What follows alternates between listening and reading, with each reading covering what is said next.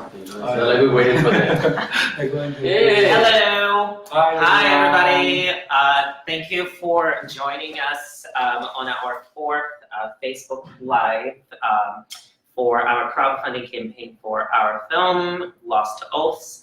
I'm sure every single person that's connected with us on Facebook has heard about it by now, because we've been doing so many posts and so on. But thank you so much for helping us as well already. You know, we just finished our first 3 weeks of the campaign. We're already at 90%, Wow, nice. which is awesome. So we don't need that extra 10%, which means we still need your help to allow us to be able to move forward in this project. Yeah, already with the amount that we know we have, like the 90%, we've been able to reach out to Adriana Serrato, who's going to be our director of photography. Actually, all women in the crew so far, right? Sandra Perez, who's going to be doing sound, and Natasha Chanel, who's going to be doing hair and makeup. They're amazing, and you guys have worked with them before. I think I've worked with a couple of them before too, and so it's great, and we wouldn't have been able to do that if it wasn't for your help so far. Tomorrow, I wanted to mention that we are all going to be at Nuestra Voz, which is it's a radio show, and it's on 90.7 in LA. That's the station at 9 p.m.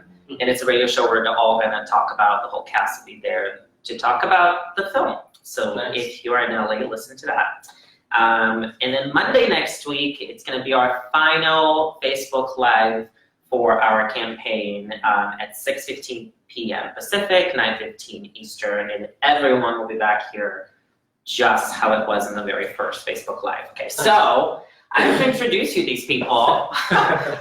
This is Miguel Belmonte, who is producing the film, co-producing with all of us, and he's also starring in the film as Edgar. This is Leo Rod, who is co-producing and co-directing the film as well. So I wanted to sit down and talk to them so they can give us the scoop on how things are, where they came from, and so on, and how everything works together. So I think I want to start with you, Leo. You are co-directing. You've done a lot of directing. You've done some writing as well. You've done a number of short films and projects and so on. But when you and I were talking, you started in photography back in Orlando. So tell us a little bit about, first of all, you came from Venezuela, right? So a little bit about that, how it was like growing up there, and then your transition to Orlando and how photography came into your life. First of all, say hi to everybody. Yes, I'm from Venezuela. When I was a child, I used to watch my father, that he had like one of these professional photography cameras. And I was very intrigued. I used to play with it because it makes sound. Back in the day, it was only film, so it caught my attention. I mean, the lens.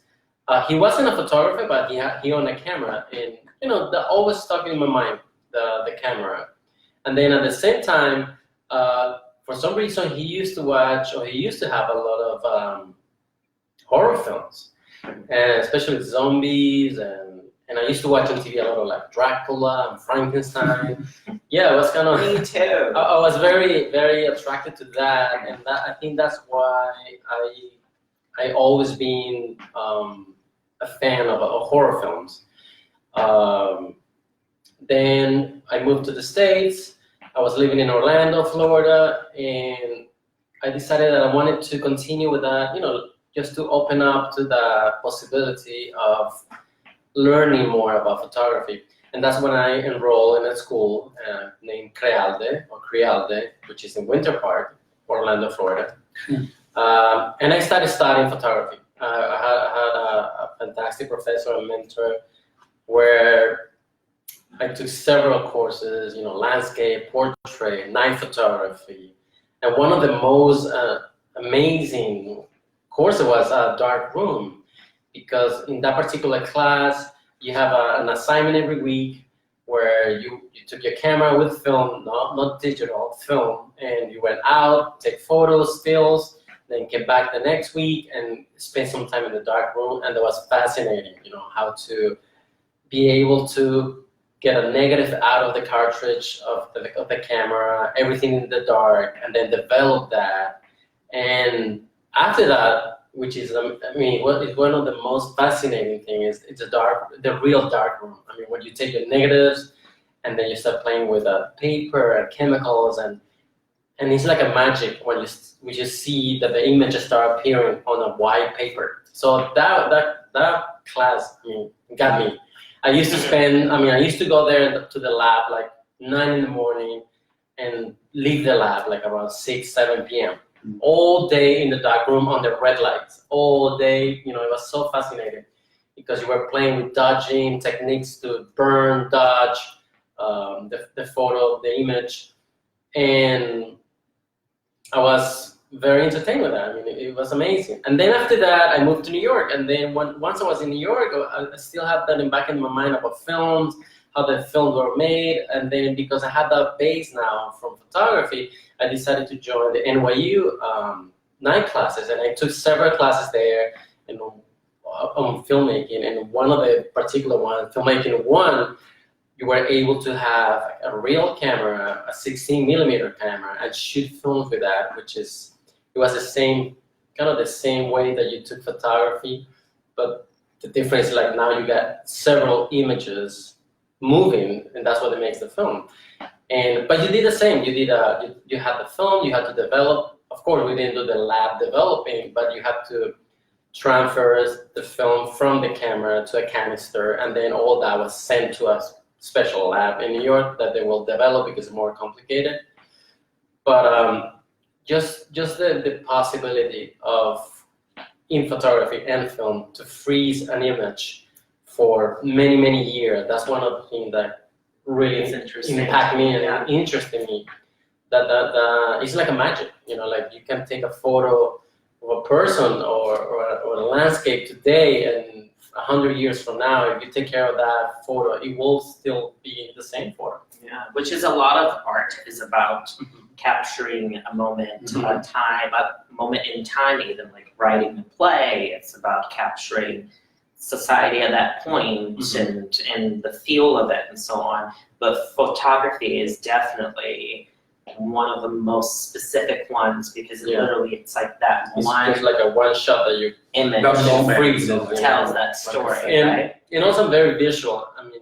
I remember I can meet people, and I'm bad with names. I cannot remember the name. But if I see a face today and I see a face in 2 years from now, and that happened to me, I'm like, wait a minute, I have seen you before, and then I start, kind of like thinking, and most of the time I remember from where I saw that person. And it was very funny also in New York because I used to ride the train, the subway. And sometimes I ride the train and I see the same people and the same. It was crazy. It's like a deja vu, like I've seen this person like 2 weeks before, but it's because of that, I got that. And it's interesting. I feel the same way. We'll ask you some too. Like I feel the same way about playwriting. I think I might have said this to some point, to some extent before. Like, as you're saying, photography, you can look at it and you remember what that moment was for those people. I feel the same about writing because when I write, I'm kind of saying goodbye to certain situations or issues or making sense of certain things, and I put that in the work. And for me, I can still look at certain plays or certain things that I've written, and I know exactly where it all came from or what that felt like, and the energy is there still, and I know, like, for me, what it meant, Miguel, so you were born in Spain, so you're originally Spanish. Talk to us about how theater and acting came into your life growing up in Spain. Yeah, I don't know, like my generation, I guess, that it's kind of like similar what happened. I was always being obsessed with movies, and with all these, like, going to the movie theater was just like a magical time, because it was kind of like a time that I could just disconnect from everything and everyone and just like, be immersed in these movies.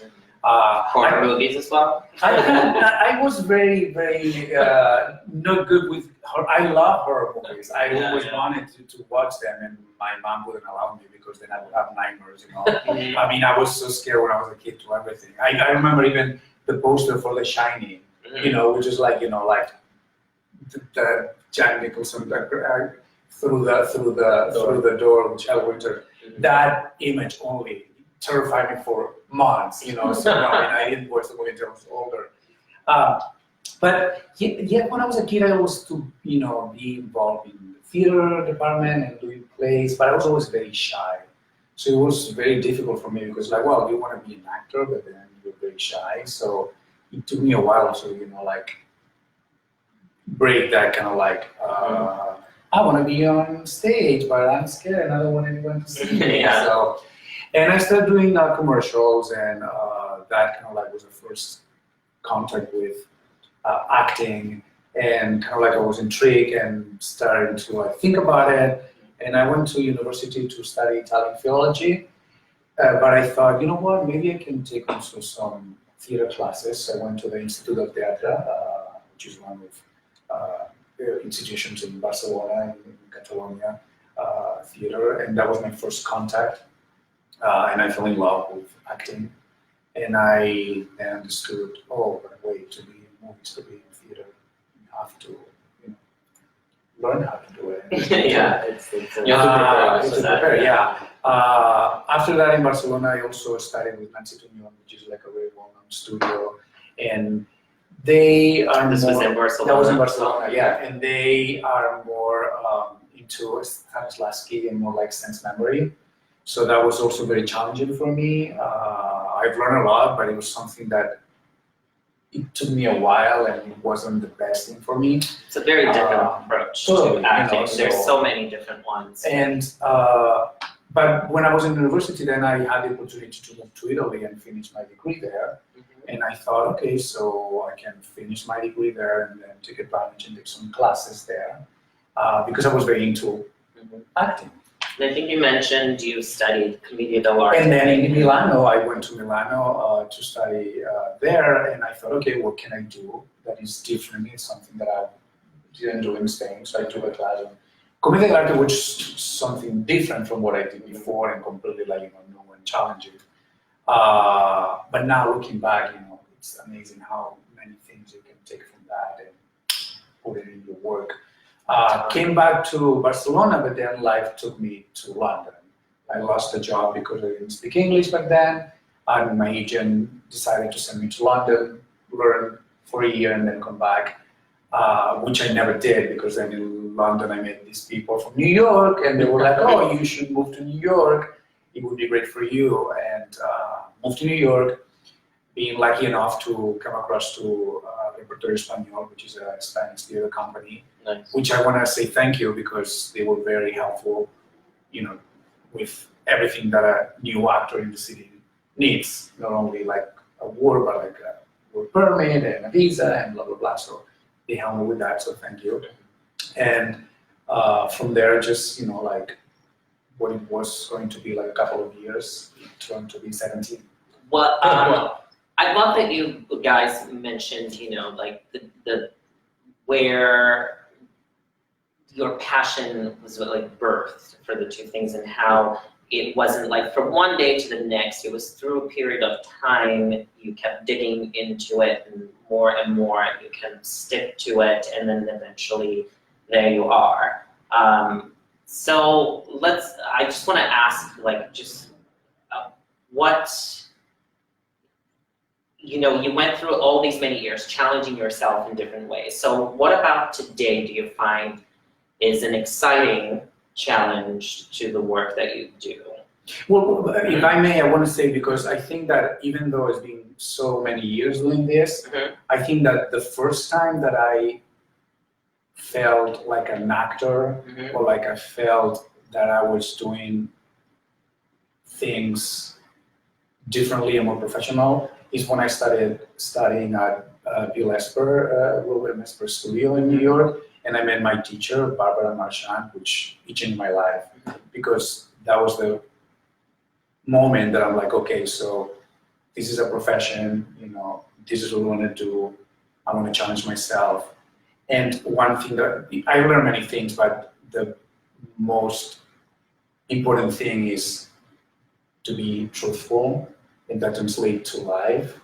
So what I'm learning now, and what is exciting about what you're saying after so many challenges in New York, it's to keep keep being truthful and to follow who you are, which I think that lately, because of the way things are going, we all try to be what other people want us to be.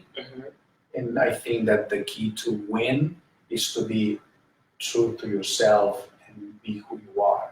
And as an artist, I think that we need to do that and to enforce that and to show people. Yeah, well, as an artist, you have a voice that you can transmit to other people, and I think that's the main reason when an artist do whatever they do, being painting, being making music, photography, making films, writing.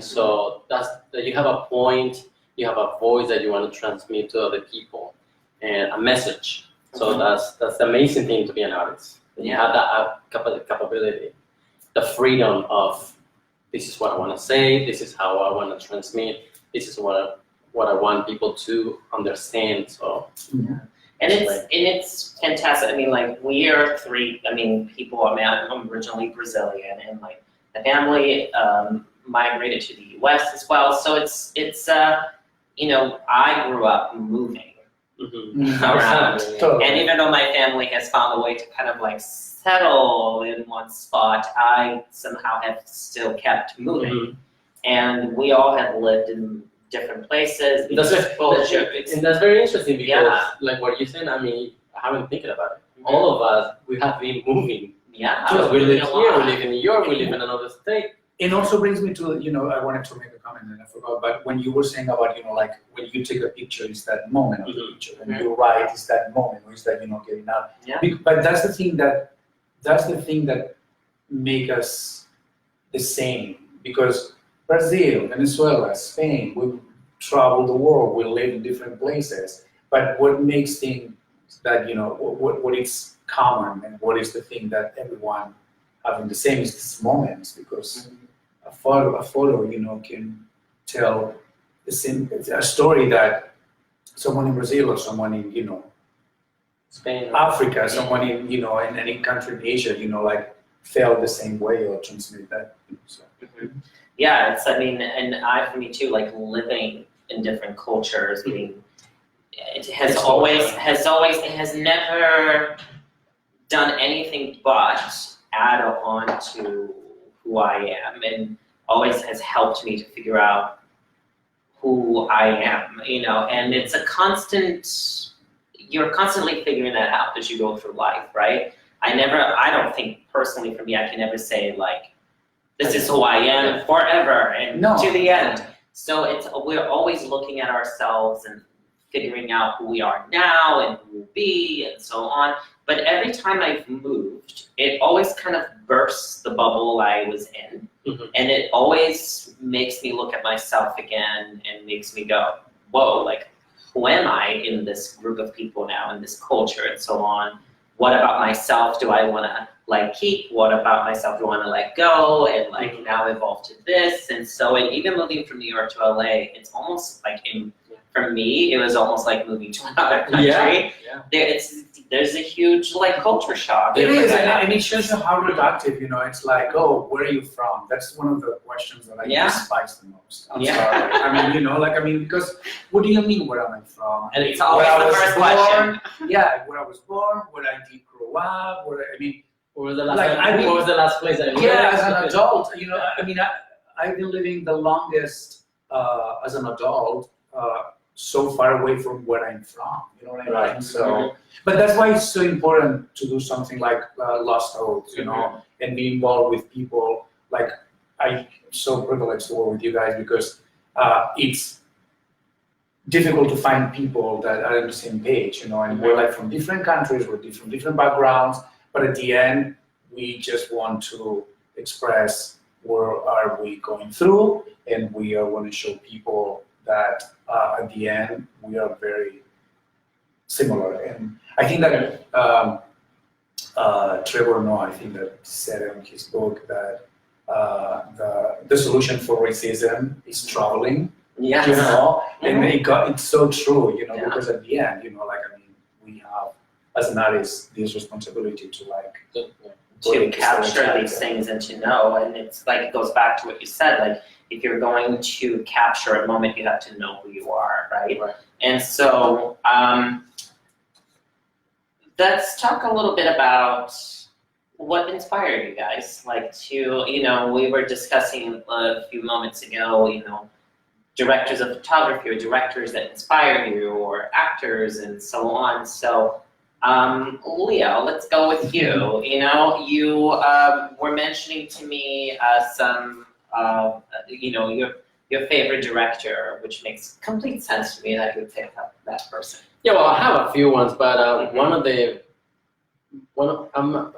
biggest fan of Rob Zombie. I mean, of course, he does horror. Yeah. And he has done so many films, Halloween and other Devil's Rejects. One of my, I think my all-time favorite is A House of a Thousand Corpses. Just amazing. I have watched like so many times. It's like, it's terrifying. I have it. I own it because I like a lot of period. I like period. I like to shoot films that represent other eras, and How does a Thousand Corpses is back in the 70s. Yeah, it's set back then. And then you have this different color that the cinematography did in the film. Of course, listen to the director, and then you have these different type of wardrobes. I mean, all the little components of the film makes it such a great piece of art. I can call it a piece of art, even though it's horror. I mean, when you start looking at all those little details, that's when you say, "Oh wow, this is amazing." Yeah, which is interesting because horror sometimes I think out of the genres is one that's usually like put down as like not very serious or not very, and yet like being a horror fan as well, for me, I think it's so necessary to have something like that. I mean, all the genres are extremes, right? They're all like action and this and drama, and you know, they're all such extremes. And for me, what's good about horror is that it pushes us to look at humanity and the horrible things that it could happen. It can do. I mean, obviously, you know, like I love American Horror Story. I was talking to someone about it yesterday. I'm currently watching season 7 of it. And it's so intense, it's so horrific. And it's like horror being pushed over the top. But everything in that show is always based off on things that happen in reality here in the US. And truth, and again, it brings, you know, that theme that it seems to be happening right now, you know, that it's because it's based on truth, and because that's what makes it so scary. I like the fantastical part of it based on reality, you know, so it's interesting for us to be able to see these things and access these things so that our brain can like know to not do that or something, you know, like don't kill somebody in the street because this is what happens, or work on your stuff so that you don't end up crazy, or I don't know. And so it's, for me, I like what it expresses about the human nature there. So Rob Zombie is amazing. John Carpenter for me. My favorite horror director. And then you mentioned Bradford Young as a great director of photography that inspired you. Yeah, there's a few ones I kind of follow, but I watched this film in 2012, I think it was, Middle of Nowhere, which was an independent film at the time. And he did the cinematography, and it was amazing. I mean, all these hues of color, all these, you know, like sunny lights reflecting on the camera, giving all this special effects, natural special effects that it kind of caught my attention. And then living in New York, at one point I went to this workshop, and it happened to be that he was one of the panelists, and that was shocking because he was there. And at the end of the workshop, I came to him and said, I introduced myself, and I told him that that he was amazing.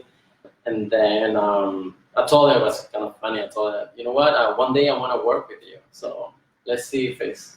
So every day we're getting closer to that day. Every day. And he's also, I mean, he's fantastic. Some of the highlights of what he's done in the last few years. From there, he went, to do Selma, which was amazing. Arrival, which was, oh my God, so mind-blowing.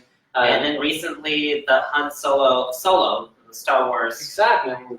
So he's definitely arrived, right? Yeah, exactly. And then you were mentioning to me Pedro Almodovar. That is so. Yeah, I guess that for a Spaniard or Catalan from my generation, I mean, he was at least to me, he was the guy. Still, but then even more because it was the first time that you saw these characters and these people struggling and these things on film that you never seen before. I mean, he was so outrageous and so against the system. So it was very, very inspiring and very. What was the word I want to think about it? Something that I was okay. I want to do this. Yes. Although I think that my favorite actor is Gary Oldman. So if I have to pick a moment to be oh, I want to do that. That's amazing. That's what I want to do. Is when I saw him doing his character on the Leon, the Professional, the movie, and he was mesmerizing. But I don't know. He's able to change himself so much. Oh yeah. Yeah, something and I like also his performances. So can be something so histrionic, but again, coming from a very truthful and a very real place. I want to say also that then I moved to the States and I discovered Alan Ball and 6 Feet Under. Probably is my favorite show ever. I watched it 7 times, and that's also inspiring. And again, it's kind of word. Yeah. Mm-hmm. And you mentioned something too that I remember thinking it was interesting about Almodovar is that during Franco's time it was the censorship. When he started, which I think that is a little bit related with Lost. Absolutely. Here because imagine 4 years, dictatorship, after the Civil War, which brother and uncle and nephew, kill each other, and everything was censored. You couldn't even talk in another language. I mean, nothing that was in Spanish. So then Franco dies, and then in Madrid they started the movida madrileña that they talk about it, and that it's very, very important time for artists because it was the first time after all these years of dark oppression that you could do whatever you wanted. So and Almodovar was one of the super first to let's go. And he had a movie about nuns, that they traffic with drugs, And you mentioned that he was also at the beginning he was. Well, he was working for Telefonica, which was the telephone company, but he wanted to do movies, and he would get together with some friends, and Baby Lucibon, I think is the first movie he did, and it took him forever because he would film something and then he worked after regular job, money, and then and how we're doing. Exactly. So that's why he brings us to this. Yeah, and some of his highlights too. If you don't know him, you should definitely watch Volver, Talk to Her, All About My Mother, Bad Education. Some of those movies are just fantastic. And then from that, what I thought was interesting about that time of censorship and revolution and so on is that you mentioned. Once we sat down and figured out what we wanted to discuss socially, politically with Lost Oaths, that then Pan's Labyrinth came up in your mind as something that you felt was inspiring mood-wise to put into this project. So talk a little bit about that. Yeah, when we were it's one of your favorite movies. Yeah, it's right? One of my favorite movies as well. I've watched so many times. Guillermo del Toro, another amazing artist. Yeah, when we were coming up with this project, Lost Dog, there was a lot of ideas coming from everybody, and then as we started to write it, in my mind came some, like I said before, because I'm very visual, it came some of the parts of the film, Hans Laren, because it happens to be that it's also during the Spanish Revolution, Civil War Revolution, and I was telling everybody here that I really like the way the film has these colors, and it's also a period film, even though it was shot recently, a few years ago, but they're rebels and the rebels, hiding. Exactly. Yeah. We have the story of rebels trying to fight against the government because they want freedom and they want to put the voice, the message out there. It's not just because they're rebel because they just want to be rebels. It's just because there's a purpose. Yeah, there's a purpose. I mean, they want to get better. They want to fight the oppression of this government. And then pulling this all together, this is why we wanted to talk about it, because these like where we come from, like makes up who we are and where we moved to and where we, the things that have inspired us, directors, and like these themes that now we sat down and came up together to create the script. And so all of these things is literally what brought us here to talk about the script now. And it's fantastic that it's also has brought so many of you to contribute to the project.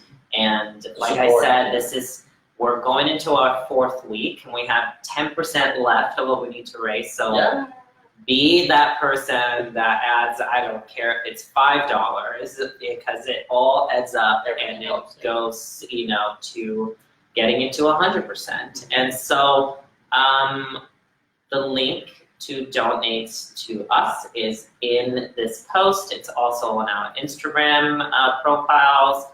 Look us up next week. We're going to be here, like I said, with the entire cast at 6:15 p.m. Pacific to wrap up the live portion of our campaign. And you can still donate, though, until October 13th or 14th, I believe. So you still have some time, but our live portion will wrap up then. And tomorrow we're going to be at the radio station, 90.7 here in Los Angeles at 9 p.m. in Nuestra Voz. So listen to us there. Absolutely. And I want to say thank you again to Leo Rod, who is co-producing, co-directing, to Miguel, who's also co-producing and starring in the film. And yourself. I'm co-directing with you and in the film as well, and writing. And so it's a great project. Thank you so much, and we'll see you next week. And don't forget to donate and share and send us good energy and everything. And shout out to everybody who logged in. Thank you. Thank you. Bye.